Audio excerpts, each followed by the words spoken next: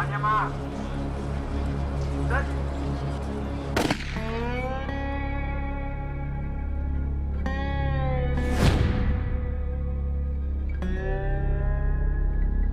Why do you do this? I haven't figured that out yet. My wife asked me that one time, and I really couldn't come up with a solid answer other than I can't think of anything else I like to do. We lived in an area where there were a couple guys that I couldn't even really go back and backtrack who they were, but they were like pretty good. They were like support level national riders. They had the bike on the stand, and I think my eye level came level to the head. You know, it was one of those old porcupine heads, and I remember staring at it in the gas tank and the noise it made, and it was just, the thing just looked evil. It was funny because when I was in grade school, our class had to write a letter to our mother when we were, I think I was like, I don't know, 3rd grade maybe, telling what we're gonna be doing when we're 18 and all that. And my deal, I said, oh, I'm gonna be riding, you know, professional motocross and racing the circuit. And it's funny because my mom, she saved it too. When I turned 18, she read it and she about died because I was gone on the road racing. It's not knowing what's going to happen, I think, is what I like the most. You know, just the thrill of it, I guess. You know, the adrenaline. Just, you know, when you're out there, you know, I sometimes wonder if I even breathe the whole time. It's just the ultimate mix of a man and a machine, you know?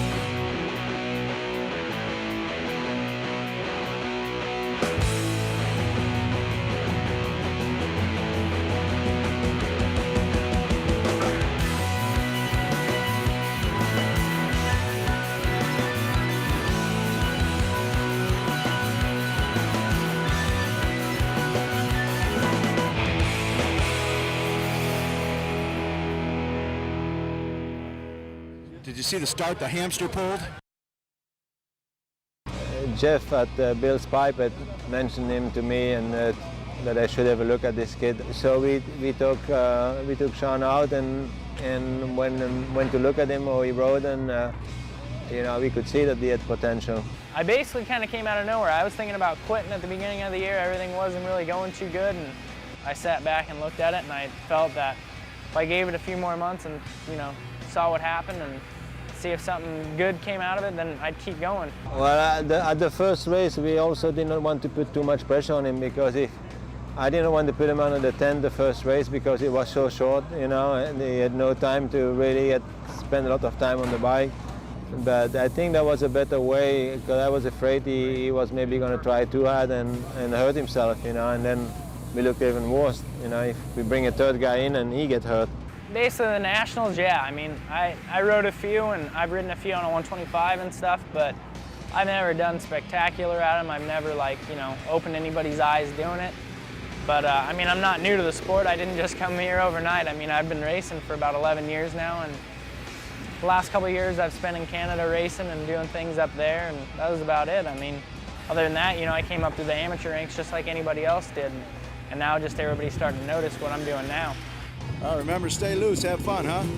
Well, in the beginning, like you say, when he first came to those, to Glen Helen and to Sacramento, it was just kind of like a, I don't know, just a go ahead and ride type thing. It really wasn't a full deal with Suzuki, you know. He didn't even use our bike. He used a bike from Bill's Pipes, those first 2 races.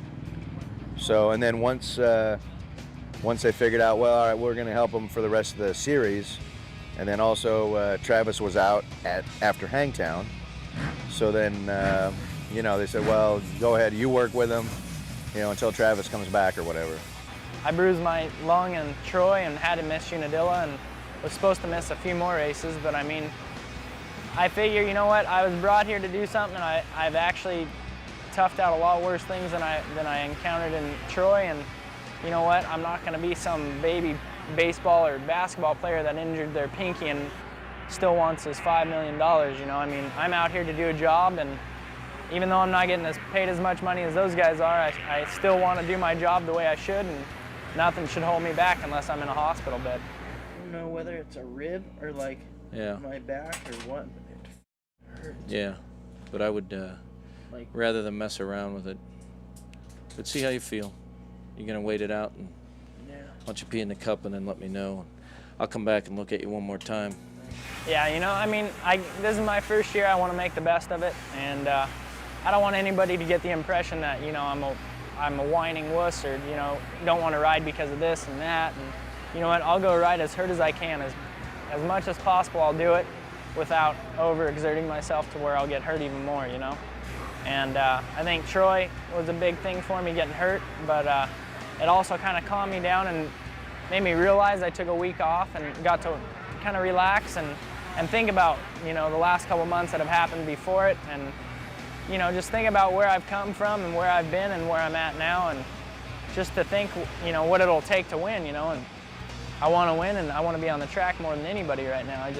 That was one of the things that brought me back earlier than what I should have. You know, doctor said over a month before I should ride again or do anything, or even start getting on a treadmill. I got on a treadmill, I should have raced Unadilla. I got on a treadmill and ran for 35, 40 minutes as hard as I could Thursday before Unadilla, and the doctor said a month. I think it's kind of ridiculous when, you know, they don't understand your situation. They don't understand that you get paid for it. They just think you're some dumb motocrosser that, you know, or motorcycle rider. So that was one of the things that pushed me. And a lot of people, when they tell me that I can't do something, I'll do it, you know. If I go training with my trainer and he says, you know what, I don't think you can do this, you know, I'll push myself to the limit to where I can do it no matter what. Right now, the only pressure that's coming from anybody is myself. Everybody else at Suzuki backs me 100%, you know, everybody, my family, my girlfriend, anybody, you know. As I've done right now is just more than anybody ever expected, and now I expect more out of myself. You know, I got a taste of it, and I want more, and I want to do it until I win, you know.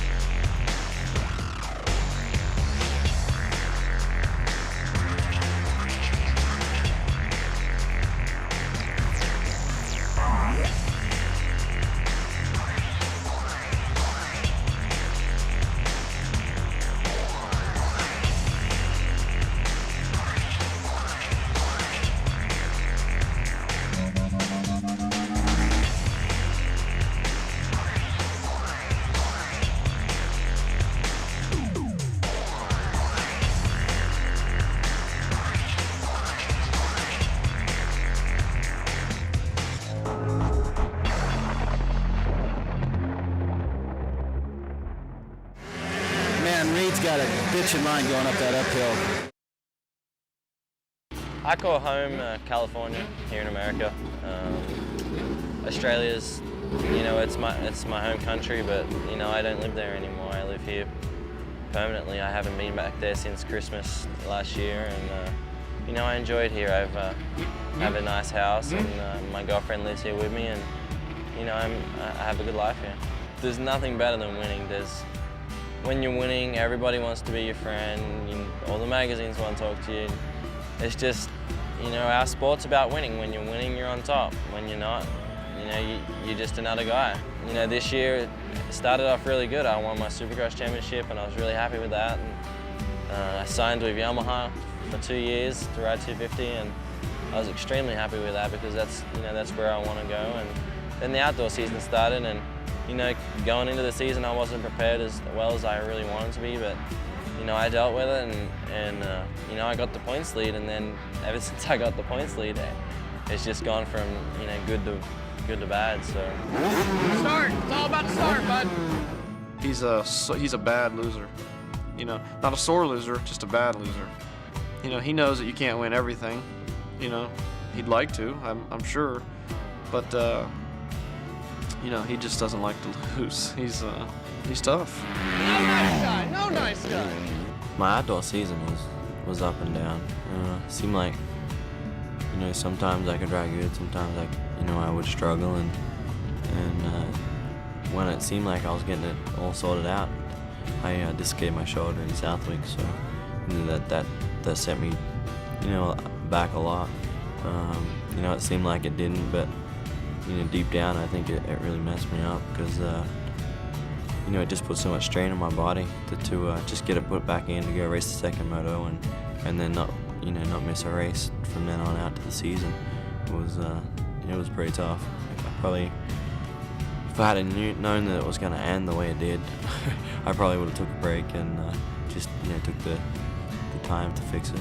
Anybody that can race the second moto at Southwick after dislocating their shoulder, it's got my vote. So that was pretty gnarly. If I couldn't win, I don't think I would be here. I don't think I could put myself through all this and come halfway around the world to live in a foreign country just to to make up the people on the grid. It's it's definitely not what I'm all about. There's been days where I've been out there just doing motos in the dust and whatever else, and and I think that's why you can win races, is because you can stand above the other people. There's people that think what I think, but then they'll go home where I think it, but I just gotta you gotta grit your teeth and just go for it. I guess my biggest fear would to have all this taken away from me. That would be pretty tough. I think any racer will tell you that. I enjoy it. It's hard at times, but there's nothing better than this in the wild, and just to have it taken away would be pretty tough. It's your gate. Let's go. The best of the best are here, and the manufacturers put the most effort in here, and it's just the place to be for motocross. There's you have great people like Carmichael and LaRocco, McGrath, all those people that I've been watching on television for a long time, and they're heroes of everyone, and they're my heroes as well, and next year I get to race with them, so I'm really looking forward to that.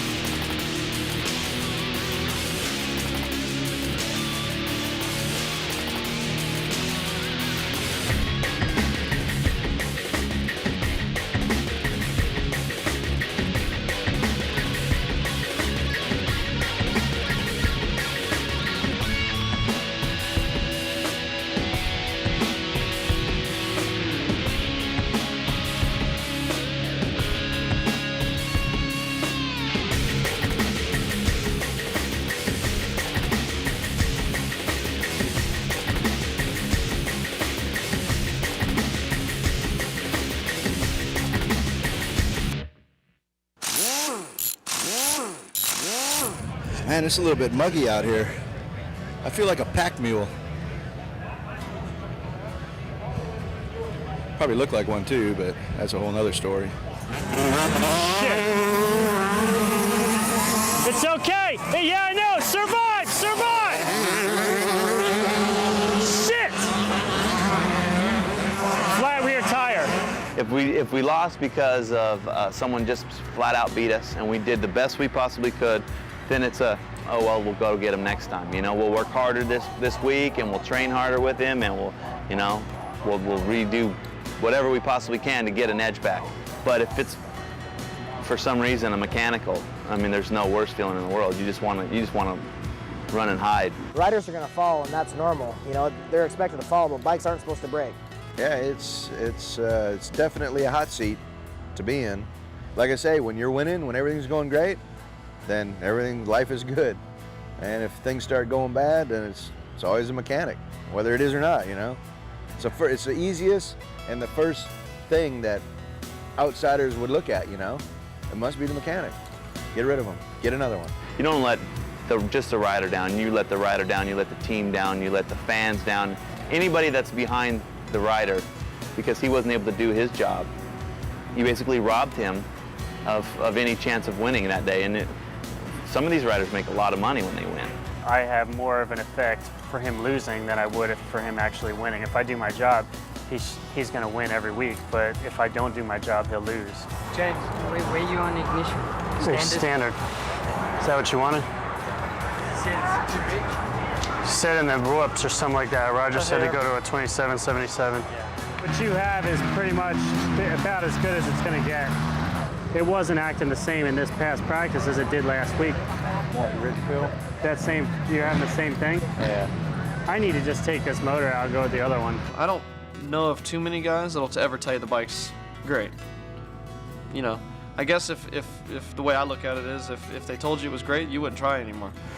Probably the biggest thing that tears a mechanic or a man down in this side of the sport is probably the pressure. There's a lot of pressure for us to perform and do well also, you know. I mean, when our rider is on that starting gate and we walk down to the mechanics area, I mean, every one of us, I mean, I have confidence in myself, but still I'm nervous that I just hope to God nothing breaks or we don't have any failures, you know, because it makes the mechanic look bad. The mechanic isn't supposed to have failures. The rider can flip off and crash and do whatever, and that's acceptable, but it's not acceptable to have engine failures or having mechanical failures. So it's a lot of pressure, and that's probably what tears a guy down more than anything. Now, go get it, you go! I'm the only person they see when they come around the track. So if I'm not rooting for them, you know, they probably got to feel that nobody is, you know what I mean? So if I could show as much enthusiasm every time he comes around the track, whether it's in 40th or first, you know, I just want to make sure that he knows that I'm behind him 100% and do everything I can in my power, whether it's putting some kind of a word of inspiration on the pit board or just clapping and yelling as loud as I can. I just want him to know 100% that I'm behind him, and you know, I think we can do it.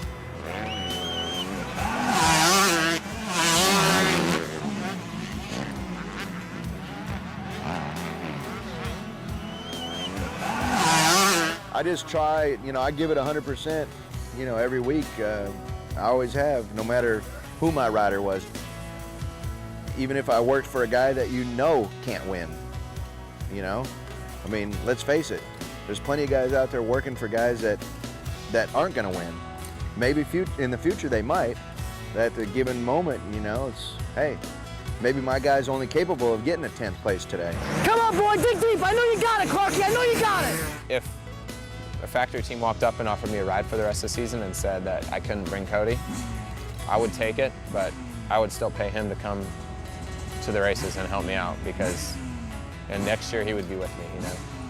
So, I mean, I'm indebted to him. He took a major chance on me. He took a pay cut to come work for me. Now we have a nice truck, but 3 weeks ago we had a Toyota Previa. We had a bike in the back of a Toyota Previa. I mean, and he knew he was working, you know, he knew this coming in. Get that piece of junk out of my way, boy. Come on, Clarky. I really, truly appreciate how committed he is and how hard he works, because you don't find people like Cody, you know? Any of those team managers that really knew Cody, they'd try and hire him away from me yesterday. Let's go momentum. OM? EIUM in the end. EUM, I think. It's EUM, I think. Maybe? I don't know. That's how we spell it in Canada. Momentum. Spell like that. It's really hard to find, I think, a good mechanic-rider combination. And when we hired Ezra, we were at a point where there weren't a lot of available people, and Ezra and I talked about it quite a bit, and we talked about several names. And one day he said, well, how about Randy Lawrence? He said, I know this is going to sound kind of weird, but how about Randy Lawrence? And I said, Yeah, you look at the outside, and you look at this guy from Georgia, no tattoos, no earrings, and you look at this guy, totally bleach blonde, California, earring, tattooed. I said, I like Randy. I said, I think that might be a good combination. It just goes back to not judging the book by its cover, you know, and we believe the same things, we live our life the same way, and we enjoy the same things, and we enjoy being around each other. I mean, the main thing that I always try to do is just make them relax and try and just have as much fun as possible, but still be serious, you know, at the same time.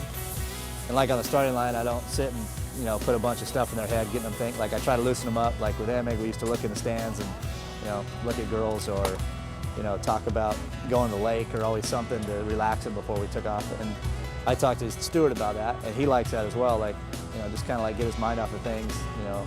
It's like anything. If you see people that are all stressed out, you're going to be stressed out.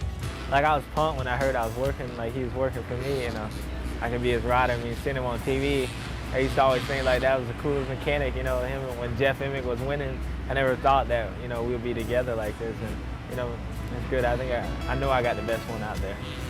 If you go to the line with a mechanic that you don't think is maybe really not that good, you know, you're not going to have that confidence on the track. And, you know, we look up to our mechanics to, you know, give us a little bit of encouragement. And, you know, I think it's one of the most important relationships, you know, at the track, because he's the last person you'll see before you take off on the line. And, you know, the rider that's been with the, you know, the same mechanic can kind of have a little bit of an advantage. This is it.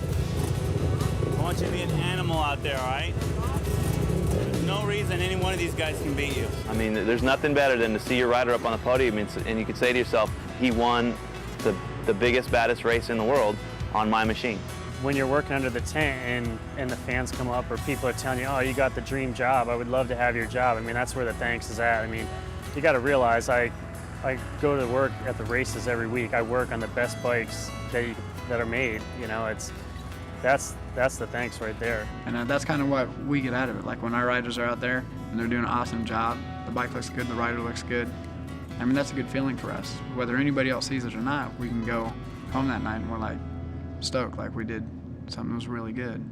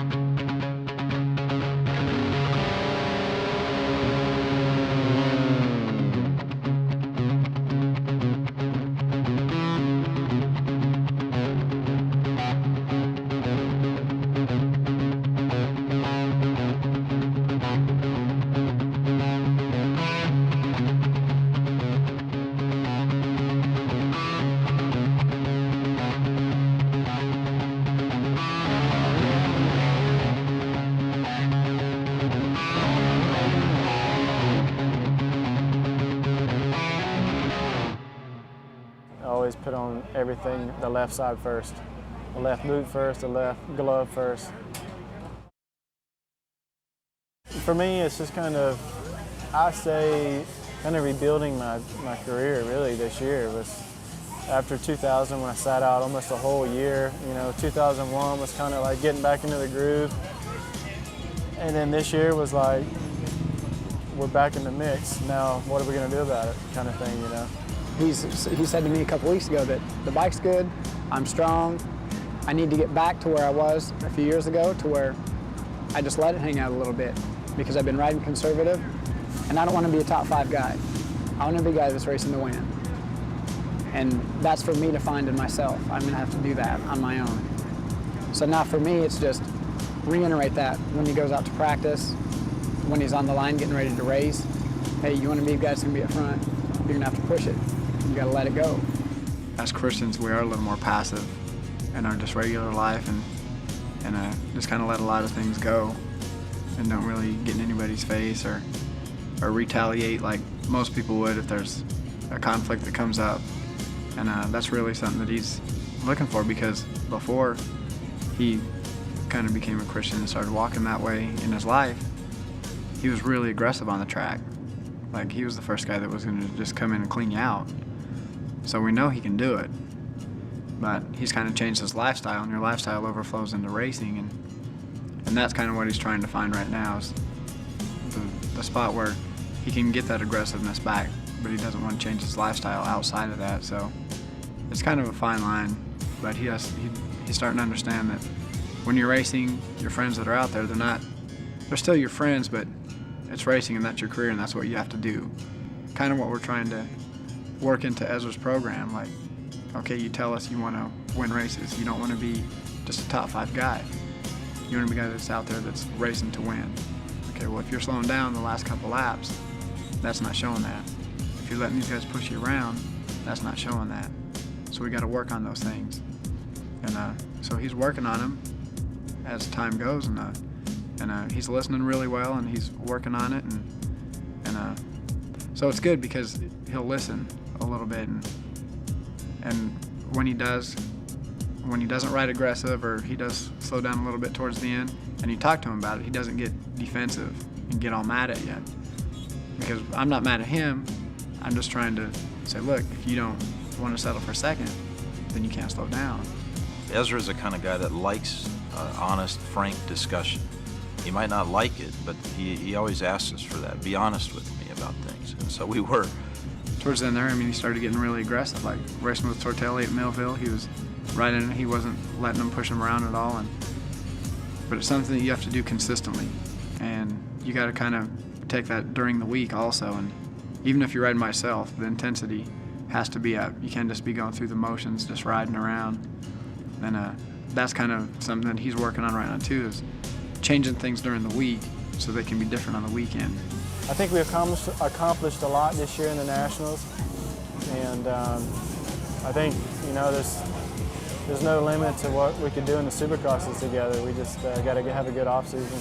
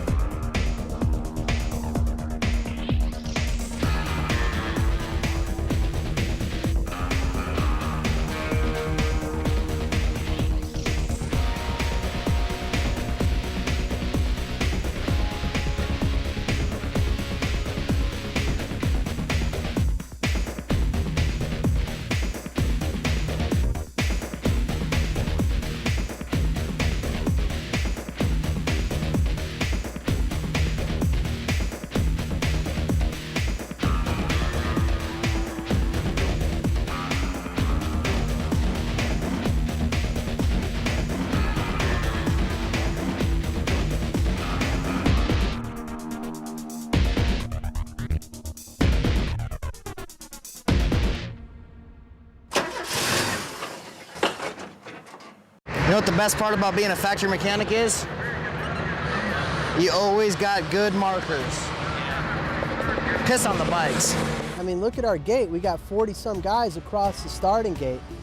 How many Ricky Carmichaels or Ezra Lefts are there in the world? You know, if we just relied on, you know, the top several guys that have the factory rides, it wouldn't be a terribly exciting race. I mean, and there's a true faction of fans that I know for a fact come out here that root for the privateers. And to see, you know, like a Kyle Lewis or you know, even just last week, like Blair Morgan, snowmobile racer, to see them come through and actually have a very good finish and knock off some of the factory guys. That's always the, you know, the Davey Goliath factor of our sport. You know what I mean? You know the guy in the neighborhood that loves his job. Well, that's me. You know, I love my racing. I don't mind working too because, you know, I got bills. You know, and if I have a bad weekend, I don't mind because I still make money at home. It's definitely more advantageous to be in a big rig, getting a salary and not having to worry about it. I live off of what I win, so, you know, if I don't do well, I don't eat. After Bud's Creek, we weren't going to any more races. We were financially tapped. And we decided we'd give it a little bit more shot. I had a little more work come through. He's paying for a little bit more out of his pocket now so that we can keep going. But we weren't going to Troy last week. We didn't have the money. I do get support from, again, Bromley Suzuki. They lend me 3 bikes a year, and parts they give me at a real good discount. So I don't have to buy the bikes. I help them sell them at the end of the year, and then you know, we kind of split the difference. So they don't lose a lot of money, and I don't have to put out a lot of money. I just basically stay on the road. And you know, there's a lot of racers here that do the same thing, so when you get into their neck of the woods, you can stay with them. They come to your neck of the woods, you know, they stay with you. I drive around in an '89 motorhome. If you look at it, I converted my motorhome into like a fun mover. I put my own door in the back, and everybody gets to go in it. And I put my bikes right inside. So. Could we get a tour of the? Yeah. I don't know if anybody's ever been in a motorhome, but you know, the table folds down to a bed. You know, sleeps 2 here. You have over top of the driver's seat, you can sleep 2 up there. And then you have a couch here that folds up and then folds down into a bed. So we can sleep 6 in here, but it's tight and you just gotta make sure you get along with everybody. I have 2 kids, Corey at 3 and Madison at 8. And my wife actually works with the AMA doing sign-ups, which helps out. You know, she works one day, which is Saturday, because it's kind of an easy day for us, where Sunday she helps me with my racing and pit boarding and stuff. Oh, that's cool. So it's a real, like, family. Yeah, we've been, you know, I've been doing it a long time since I started racing pro in 1987. And I've been doing it ever since with my family. And my family's gotten bigger, so we take them with us. How do you like the races? Huh? No, they like it. They, if it was today's a little rainy. If it was dry, they'd be outside, you know, going over all the factory mechanics, asking for posters and stuff. They do it every week. So they all know them. They give them posters and they get rid of them. So that's right. They love doing that, and then they come in here and they wrap them all up and give them to kids at school or just neighbors and stuff like that. I don't think they know that yet, you know what I mean? Like, their dad races motorcycles. I don't know if he's good or not. You know, that's how it is with them, you know? Yeah. When he plays motorcycles, he never plays Daddy. He plays Ricky Carmichael or, you know, Bubba, you know. So it just makes me feel mad because I'd rather be me and they'd rather be Bubba or Ricky Carmichael. So. When I go to a local race, I'm more scared than when I go to a factory pro outdoor national because the privateer is on his home turf. He knows the track, he knows what's going on, and he can show his skills. And heck, I raced this track in Oklahoma. It's called 59th and Douglas. It's 2 blocks away from Robbie Raynard's house. The best I've ever done there is 4th. Guys like Chase Reed, Johnny Marley, Robbie Raynard, Jacob Martin, these guys you probably never heard of. I get my butt kicked by those guys on a weekly basis on a local level. They get in the pros and the factories and they have all the, you know, the press and everybody around them, and a lot of the privateers, they get nervous. They see Jeremy McGrath behind them, and they're not going to ride the same way they do at the local race. Like, you got your seated riders, they don't have to do nothing but practice all day Saturday and Sunday, and then they go straight to the main. And like the privateers, we got to qualify on Saturday, then we got to qualify on Sunday morning also, and then race the main. So we got a lot of riding in. We're a little bit wore out by the time the main comes around. Thanks, man. Hey, what happened? You wreck or something? I was in 13th in the first qualifier, and I got a little hot on the front brake. Oh, man. I caught about 10th there, and pulled the biggest asshole move. He drove directly into me, held the front brake on with the gas on, I fell over the corner and he took off. Man, that sucks. Yeah, he's a factory guy though, so he won't get in trouble. We'll see you later, dude. Hey, see you later.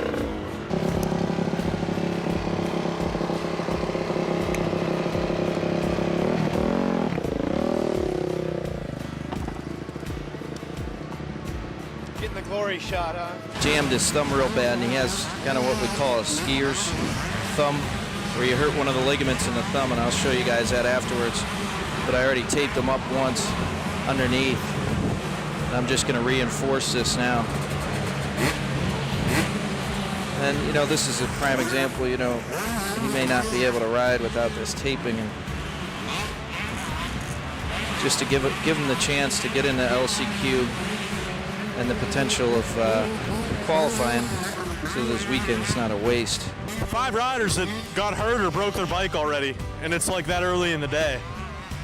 Mainly Larocco's Leap is really taking everybody. I mean, they're trying to do it and they're just destroying their bike. Their bikes kill ours. We can't buy none of the parts they got or nothing. As far as technology for a privateer, I mean, we basically have what you buy at a store. The factories and some other guys, they have special ignitions where they can. We start on cement. We race in the dirt. We start on cement. It's the dumbest thing we ever heard of, and they have they can fine tune their ignition to have more bottom end to come off the concrete, and then it switch automatically for them in the race to have the bike faster. Their bikes are probably on average 4 to 8 pounds lighter than mine, and I mean that's a lot. I mean you figure, if that's wheel weight, you're giving up a lot right there for horsepower. So, and like I said, it's not one thing specifically. It's the overall package that makes it better. And even if it's not that much better, it's the confidence in knowing that you've done everything you can to your bike. Whereas I'm like the guy that I don't really have a choice sometimes. I've got right now on the suspension, I've got this will be the 4th race on it, plus practice during the week. And I should have got it done, but time constraints, I mean, I can't afford to overnight my stuff out and get it overnighted back, from New York. And that's a couple $100. And you figure last weekend I made $800 and some of it goes to my mechanic and then the rest of it goes in the gas tank for this truck. So 8, 9, quick, 9, 10, 11, 12, 13, 14.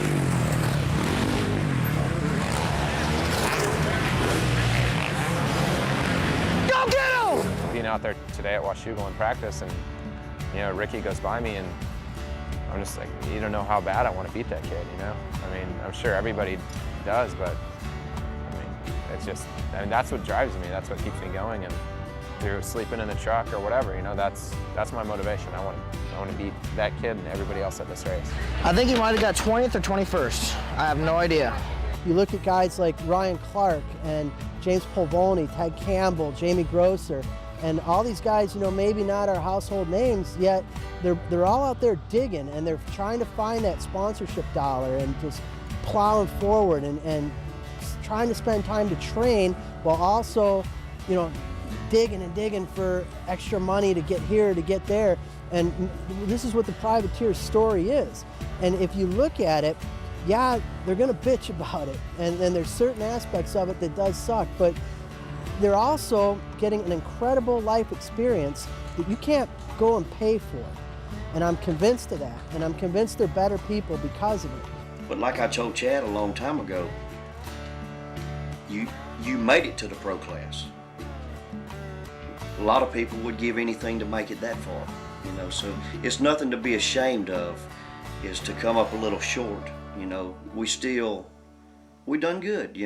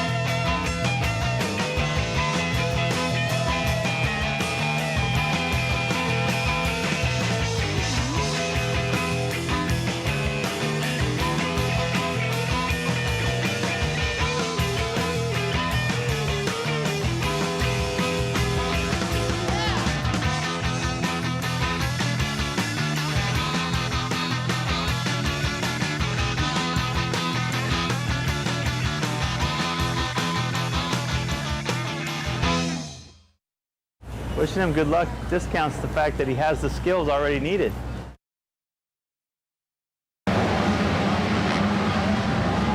Have fun, dude. I mean, I feel like I get, stronger, every year. For me, I'm really smooth. Sometimes I think maybe a little bit too smooth. It kind of looks like maybe I'm not trying, but I think that's just kind of my style. Where Carmichael's, his style is being out of control, and if he's riding smooth, then he's actually not going that fast. For me, if I start swapping kind of like he does, that's kind of putting me over the edge a little bit. For me, it's better for me to be a little bit smoother, a little more calculated. And the last few years, I think my endurance has really helped me out. Earlier on, I rode a lot on talent. Nowadays, I'm riding, on a lot of strength and a lot of, endurance I've built over the last couple of years. I actually spent most of my career racing 125s. I didn't actually move to the 250 class until '98 in Supercross, but still jumped back to the 125 class for the Nationals. In '99, I turned to 250 full time, and it's kind of weird. I'm quite a bit older, but really Carmichael just started in '99 on 250 full time. So really, we got about the same amount of time on big bikes, and I wish I would have jumped a little sooner because it seems like the bigger the bike I ride, the better I do. And with Yamaha, they gave me the opportunity to ride the 426, and that was the best ride I had at the time. And I wasn't really sure if I really wanted to ride four strokes or not, but Henry, Button, had really good success, and their careers actually elevated when they went to it. And it was kind of cool that, I think mine did too as soon as I got on the bike. I mean, he's on a big bike though. Oh yeah. He's got horsepower. I'd say most outdoors he's got a little bit of an advantage because most outdoors really require a lot of power. Supercross, that's a little bit different story. I mean, Supercross, it's a little bit of a disadvantage because there's more weight plays into factor as far as not just brute force. But I think outdoors the four-stroke works really well, and Timmy's a perfect example of a rider that fits it well because he's strong. He knows how to really muscle a bike when he needs to. The bike doesn't really need a lot of finesse. It needs a lot of just manhandling, basically. I think for me, the best I rode was probably Budds Creek. Came out with Carmichael like I've been wanting to, the whole season, and pretty much kept him honest and stayed right with them. And he pulled a little bit, then I closed back in. He pulled a little bit, I closed back in, and that was a step up for me. I kind of took a little bit of a dip in the next few races. Not doing quite as well, but still finishing on the podium.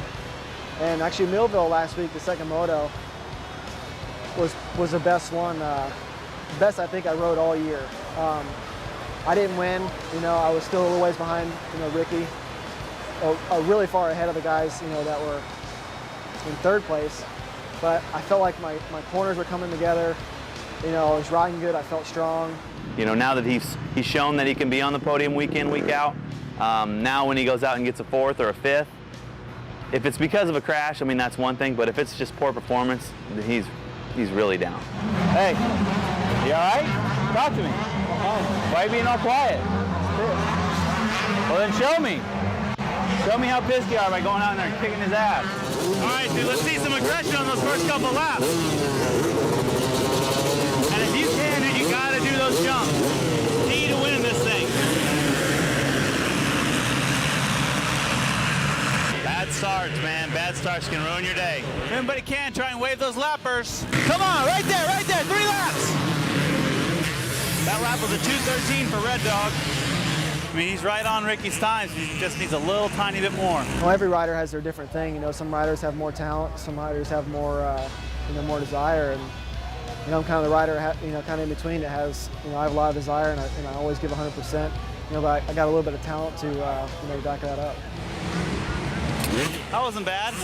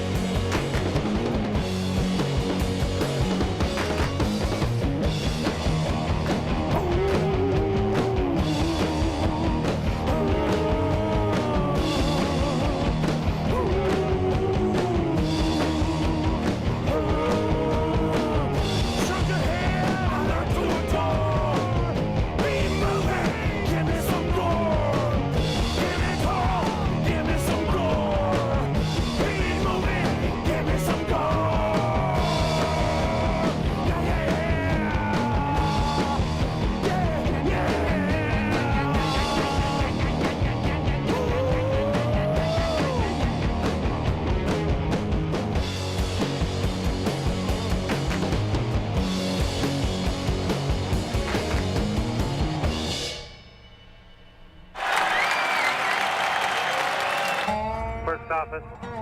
Clerk here. Announced attendance 24,103. Copy, thank you.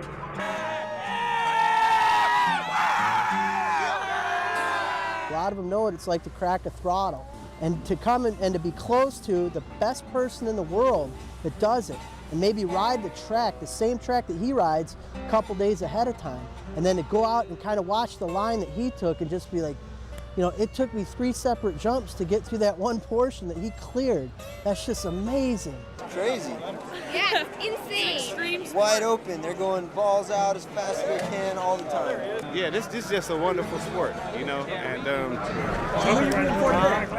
well, a few people. First of all, James Stewart.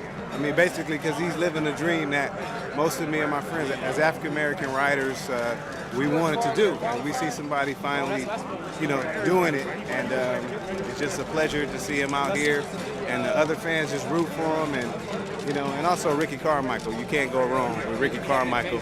I've been following his career since he was on 60, so you know, I love motocross and supercross. Motocross rules. That's my freaking life. Henry rules. I've been doing this shit all my life. I won't stop. Nothing like it, man. It's the ultimate high. The #1 drug in America. This right here. Just look at it. The speed, the excitement. You know, I can't even talk. I've been yelling all day. Motocross rocks! It's better than those stick and ball sports. What the hell is that thing? It's a beer bong. A double man. Can you show me how it works? Yeah, I sure can. Load them up, boys. I mean, there's times where if you know you've had a bad day, and you know for them it's maybe the only time they can see you, that it's probably not great timing. But I mean, I try to realize that and do the best I can with it. But there's days where you know you're mad about something, or you're in a hurry, or things that it's tough. But I mean, for us it's a weekend thing. You know, I can go anywhere at home and it's no big deal. But you know, the weekends you feel like you're a celebrity or whatever, and it's tough sometimes. But it's, on the other hand, I wouldn't trade it. It's a cool feeling. All that shit will come out of the funnel here in a minute. 1, 2, 3, go.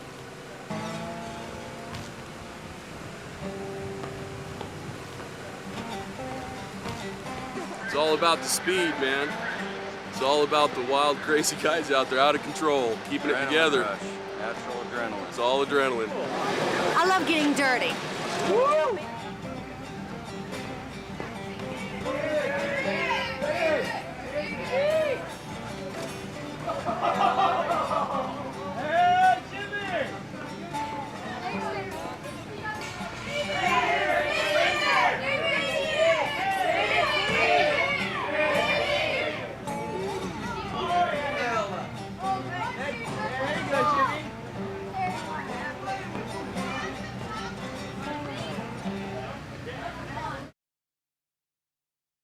Well, the whole race, I thought the bike was blowing up because I seen him going really fast, and then he slowed down little by little, and then I seen him going really slow, and he waved Chad Reed by right before the mechanics area. So I thought, yeah, like he totally, like instead of jumping out of Gravity Cavity, he just kind of rolled out of there, and that's right before where I'm at.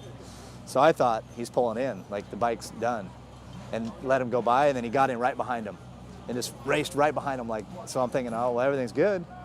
But I didn't really understand because he didn't tell me he was going to do that. And I guess he's been watching the interviews, and Chad Reed says, you know, if I can catch up to him, you know, he gets these good starts and he's gone. If I could be there, I could beat him. So I guess he decided on the line that that's what he wanted to do. He wanted to show him that he can't beat him. He let him pass him and passed him back. I just wanted to race somebody. I was got kind of bored out there, and you know, he was in second, so I started messing around with him, and then I forgot where I was. I'm at Unadilla, the Rockies track on the circuit, and he's on that 4-stroke, so I didn't want to follow him. But it was just a fun race.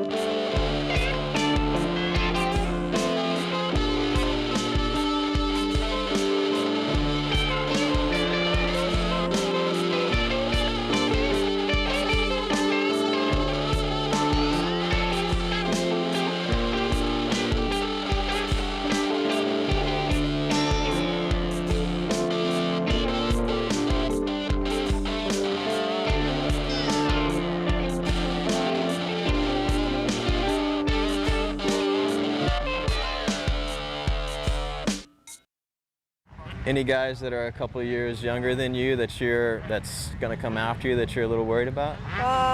Not really. I think the next guy is Stewart. Hey, how fast is that Bubba kid?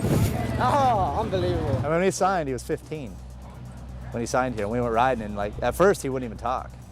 Like he'd ride up when he asked me how the bike was, and he wouldn't even look up or anything. Like he was just nervous. And the more I hang out with him, the more he opens up and he talks more. But I mean, I'm sure it was pretty nerve-wracking to come around all these people that he kind of looked up to. And he's never probably had it where you come in and 15 people are asking you a question: what's wrong with the bike? What can we fix? This and that. And he just wants to ride, you know. I think the high point probably that what started my whole season off is Glenn Helen, you know, winning the first race by, 20 seconds, actually more than 20 seconds, winning the first like 20 plus seconds, and then, getting second in the second moto, which I ended up letting him win. We was having problems anyway, and then coming back the next weekend at Hangtown, and then winning the race, the first moto by 20 seconds, and then coming back and winning a muddy race where everybody expected me to fall at, by, I don't know, 10 seconds or something. And I came from way back. I think I was like last off the start. And then I did that, and then, I wasn't a good mud rider because I got beat like a month before. Actually, where did I get beat at? One of the local amateur races I got beat. I actually get last. Right before I went to pros, so I was like, uh-oh, I hope we don't have any mud races. And then like every lap I rode that track, I learned how to ride mud. So I wasn't a good mud rider until I came there. So it was cool. Yeah, I got my little routine. I get on the gate, I crack my back, crack my neck, just for something, just to keep me where I won't be like paying attention to the gate. And then half the time I'm sitting on the gate, I'm not even really focusing on the, going down the start. I'm actually like, geez, can't wait to hit that triple coming up. It's gonna be fun, or that whoop section is gonna be cool.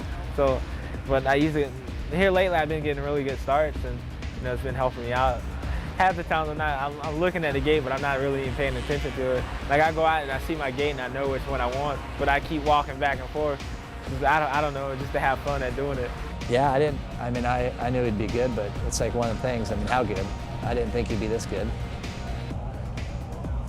It's hard to say. That's like a hard thing. If I say I didn't think he would be, then he thinks I don't believe in him, but I always believed in him. It's just, no one would have thought he was going to do this, probably not even himself.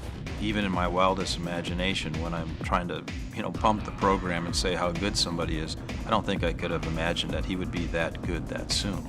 We knew he would be successful. We knew someday that he would be very successful, but we didn't realize it would come so quickly. He'll race next year, and then I would say, if everything goes as good as it should, then he should ride 250 the next year. But they're not going to rush it. He's so young that it's more up to him than anybody on the team. We get the question all the time, well, when's James going to ride a 250? The media is clamoring for it right now because, the competition in that class hasn't been as good as it probably should be. But that's not his fault, and we're not going to rush him. I kind of look at, the riders as like a bottle of wine. You might have a good vintage, but if you open it too soon, it's no good. So we're going to take our time with him and make sure that when he's ready to go, he's ready to go. To me, I hope Stewart's happy and he wants to ride his whole career out here. That's what I hope, and then I don't ever have to worry about it. But I can tell you right now, there's every factory here will be trying to get him. And he's the next best, baddest kid there is. Yeah! Woo!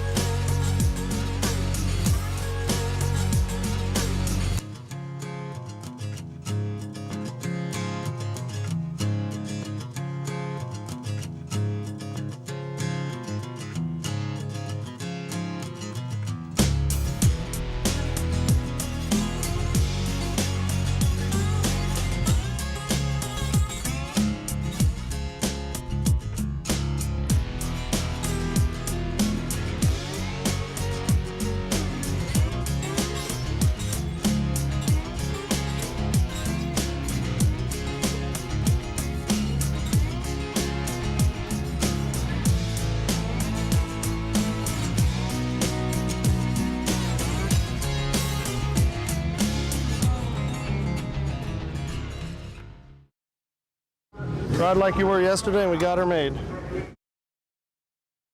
You know, everybody has to make choices. You try and leave it up to the rider. Sometimes you got to step in and say, no, you need to, do this or that. That's the one thing I've not done with Robbie. I've always tried to give him advice, but let him make the final decision on what he does. Because at the end of the day, it's his body, it's his career, it's his life.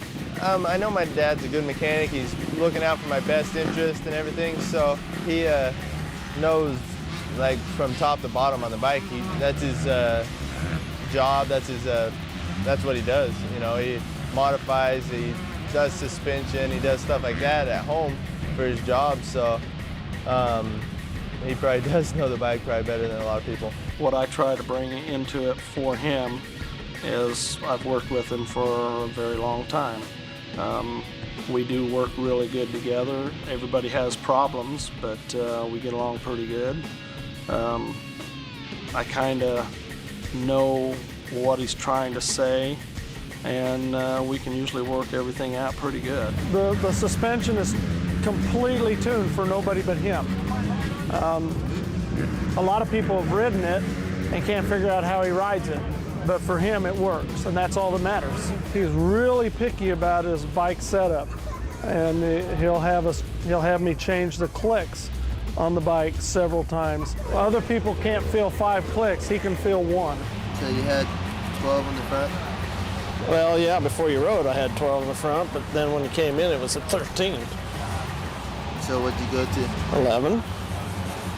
Because it felt like I'd hit stuff and it was real harsh feeling in the front. I think you're too busy worrying about what the bike's doing in the track. Riding fine, but I'm just saying it felt like it was freaking pulling. I'm gonna try and find out what the catch is on that throttle. I make him work hard, but he knows, like, normally I'm pretty good about telling stuff on the bike, so he understands, and we go back and forth pretty much. Well, if you won't whine about everything. By the time I get changed, you should be done. If you won't whine about everything, if you're gonna race, if you're here to race, we got it made. At like 7 o'clock tonight. Lost the seal. Sure hope some parts come in this week. You have another one? Yeah, but it's not a whole lot better. They don't fit, Robbie. They're the wrong size. Robbie, it's the wrong size. I got one from him last race. There's times that we don't get along, but I think last year we actually kind of learned, like, to control our tempers, because we both have a little bit of a temper, and a couple times last year we got into it a little bit big time, and this year it's been really, really good. Everything's gone really good, so I think we both kind of learned each other, like, a little bit better. I think it's a little lean, because sometimes they come out of corners and their pop dies like balls. I told you it was rich. Huh? I told you it was rich. No, you said lean. Okay, that's what I meant. You're 4th fastest. You, Ferry, Tortelli are turning the same 2nd lap time. You look like you're riding good. Yeah, I feel all right. Rocco wasn't holding away from you at all. And Ricky wasn't gaining on you or Mike.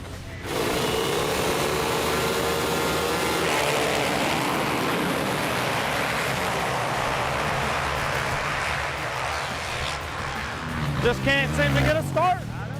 Man. Come on, push. Get out of the way. Come on, work it. I don't care, push, come on. For some reason, in the middle of the motor, we always have a low spot. And we're going backwards right now. I think the bike is a little lean because it feels like it lost some power.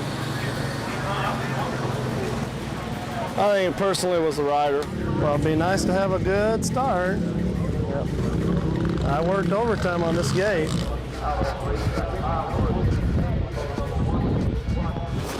Don't be afraid to go for it. Okay, drive out of here like you mean it this time.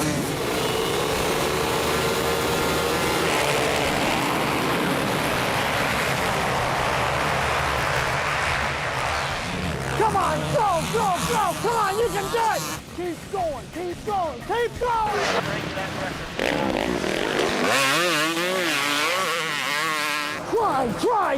Try! There's no way we'll catch the others, but I don't want to tell him that. I just feel like I hit a wall. I just got, my whole body just fatigued. I feel like I don't really understand. What I want is what happened in '98 when Robbie started passing Ricky. That would make me happy. For next year, he'd like to have our own team again, but we can't do it out of our pocket. You know, there's just no way I can financially do it another year, and I don't want him doing it either.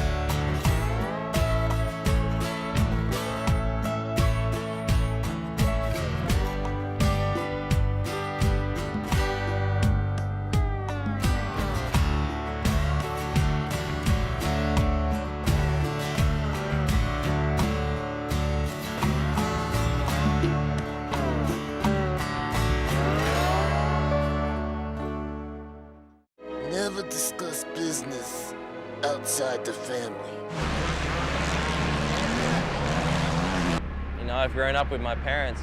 You know, they were really tough on me, especially my dad. I remember, you know, if I won some races and I only just won, or if I won by a long way, you know, I always done something wrong. You know, he always saw something and he always found something to give me a hard time about. So, you know, I always had to be at the best that I possibly could be, because, you know, anything below that was never good enough. So you ask them to do, sometimes you ask them to do something that you wouldn't do. And that's not a good feeling neither.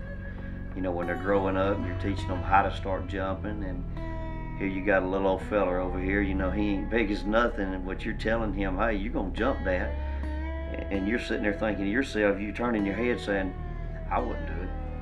I would rather see, you know, the parents back off.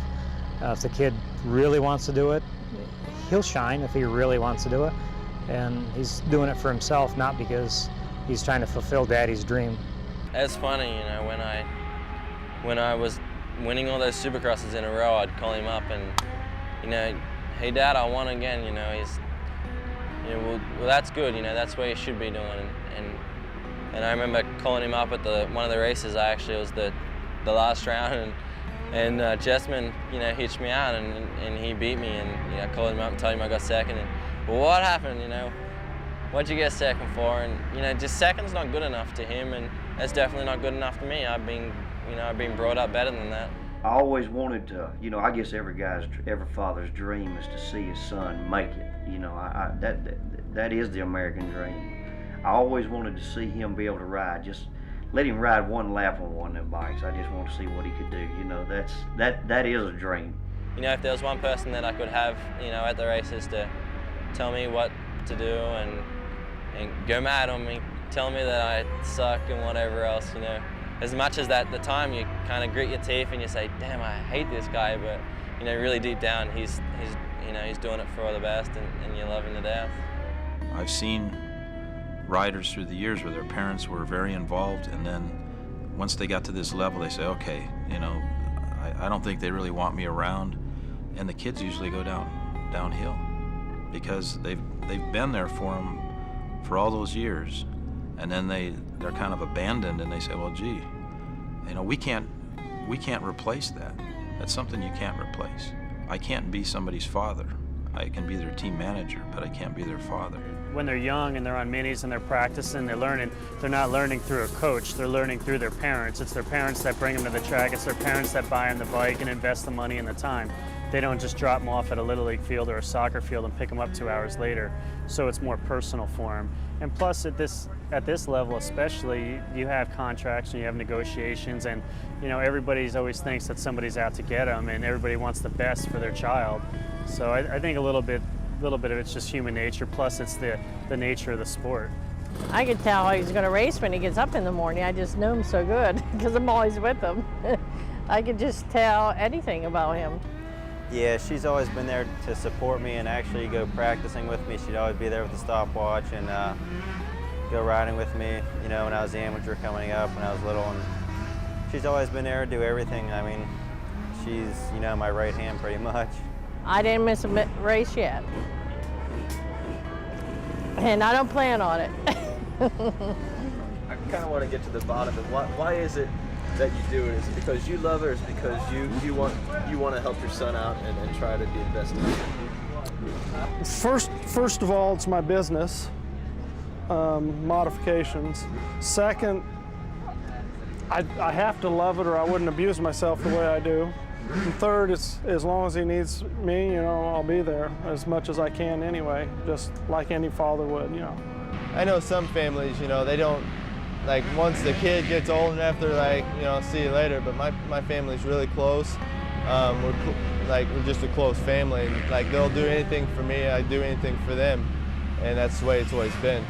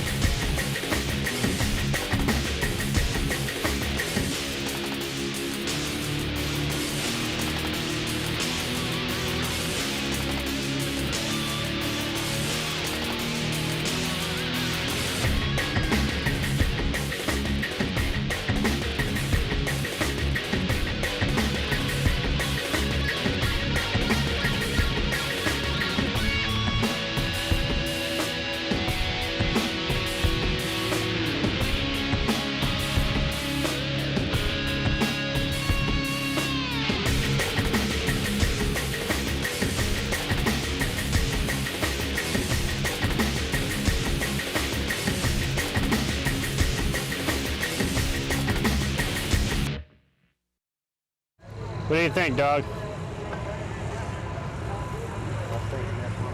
That's the one you want? You don't want to get more inside? No. The last couple years, I've definitely gone out and tried too hard and done some stupid stuff, put myself in difficult situations on the track where I'd crash out and, you know, get hurt. And I made it a point this year as one of my goals to come in, not do anything out of the ordinary, nothing, you know, stupid to get myself injured or crash out of a race. It's got to peak on the weekends. He's got to peak on the weekend. All his training, all his reading, the way he eats, the amount of sleep he gets during the week, all that, he has to believe that it was as good. He gave it 100%. It could not have been any better during the week. That way when he comes here, he believes it's as good as he's as good as he can be. If he has a bad week, if he's sick, or he has a bad plane flight and he doesn't get here in time, he loses a lot of sleep, or he misses some meals or something, it's hard for, I think all these guys, it's hard for them to believe that they're as good as they can be. And that's the biggest thing that impressed me about Brandon. He focuses a lot on his mental attitude and the books he reads and the way he goes about his training, that I can actually see a change in him when we go to the starting line from the early Supercrosses to now. He's a totally different person. The section by the mechanics area, you're looking good, getting in that loamy stuff and keeping the bike not over rev, just pulling through there. And your lap times, I don't know if you care, but they were right there. Your best was a 225, and the best I got, I couldn't do a lot of people because people kept pulling off, but the best I got anybody else at was a 226. Who was that? Stewart. But I mean, that was early too, so I'm sure he beat it, but I never really got a clean lap on him after that. Just focus on doing what you gotta do. Race the track, but if there's somebody in front of you, don't wait. You've gotta pass right away. Can't hang back. Every time you're right behind somebody, that's costing you seconds. Seconds are points. James, my mechanic, Roger, Suzuki, everyone here, they put endless hours into these bikes, and I mean, it feels great when you go out and try to give something back to them. It's just the greatest feeling. You know, you just try to be a friend and talk and help. You know, that's basically what it is. I mean, I'm getting paid to be here to help Brandon and help the team, so there is no definite job description. You know, I just do whatever it takes. Way to hold on, baby. Way to hold on. You did good. 3 DNFs, so you're all right. Hey, you're riding fast. Walker led that till about 3 laps from the end. Stewart couldn't get going and Ernesto was all over him. If you were up there, you know what I mean? You just get up there this moto, stay relaxed and do like you were doing. Just gotta get a good start, make it a lot easier. You did great passing though. That's the best I've ever seen you pass. You know what? It seemed like everyone was in slow motion. Yeah, It seemed like I was, and I was like, how am I passing so easy? You were cooking. You were just in and out of people, but it's so good. That's whatever you were doing, just try to remember that. That's what you need. I'm definitely completely happy and living my dream. I mean, if I had to go back, you know, and redo school and everything all over again, I'd do it exactly how I did it. I mean, I got homeschooled at an early age, but I mean, I felt it was all worth it because at school, I just didn't feel right. I come to motocross and find, you know, a new era of people, and it just feels great. It seems like I fit in much better here. I don't feel like I'm missing out on anything at all from school or college or whatnot.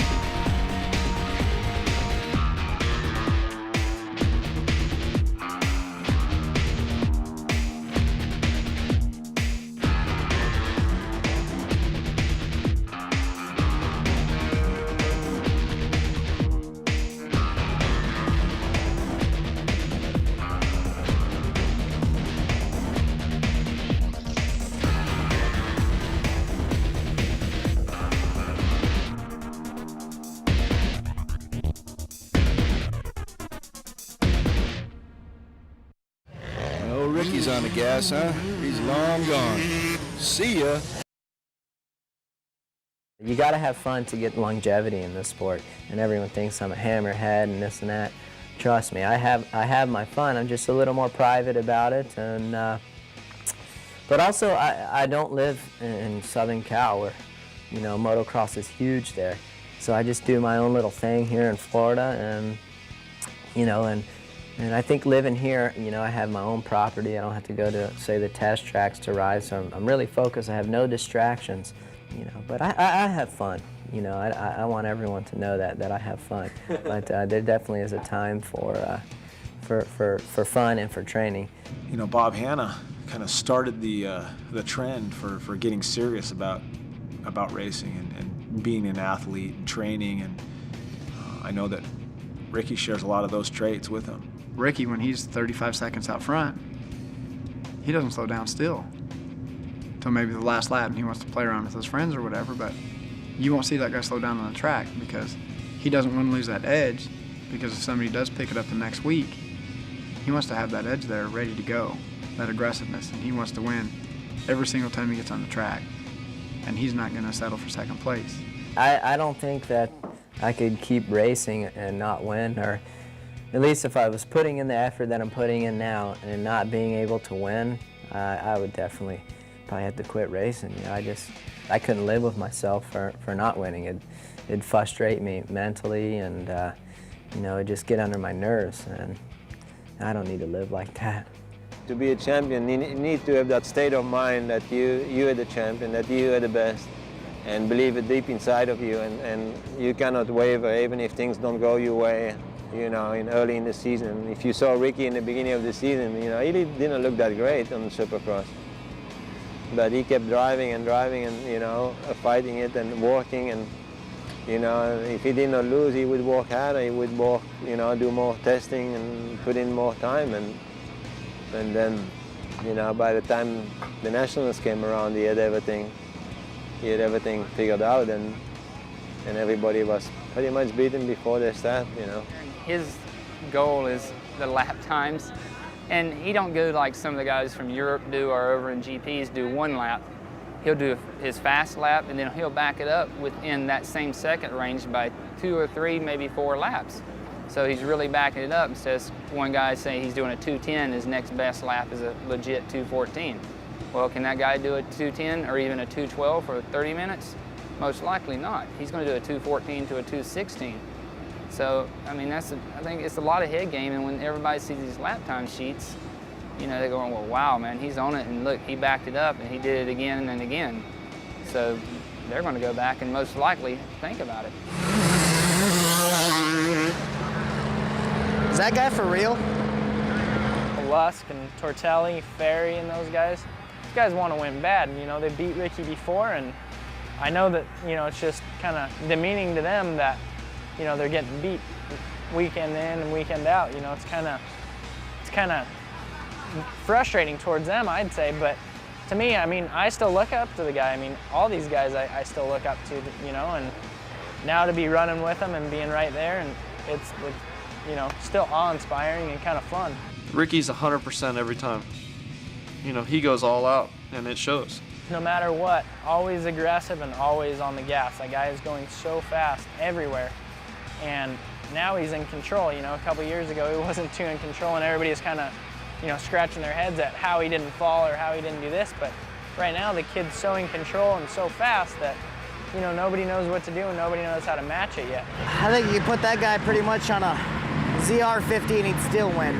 I've seen it coming for a long time. You know, I grew up with him, and he's always trained hard, and he's always worked really hard. And you know, it's been a long time coming, and I think that I saw it coming maybe more than a lot of the other riders. You know, Ezra was around him a lot, but I think he's took some of the other riders maybe by surprise, and because ever since he's been on 80s, he's been at a different level with his competition back then, and you know, now he stepped it up in this class too.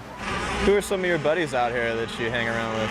Well, I used to have a lot of buddies, but since I've been doing good, and I don't have too many friends out here anymore.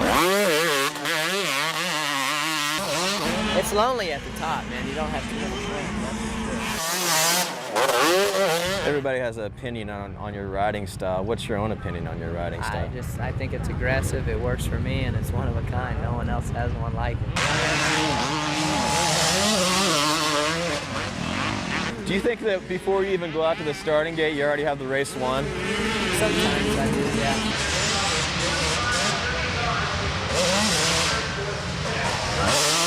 This guy's on a whole other page.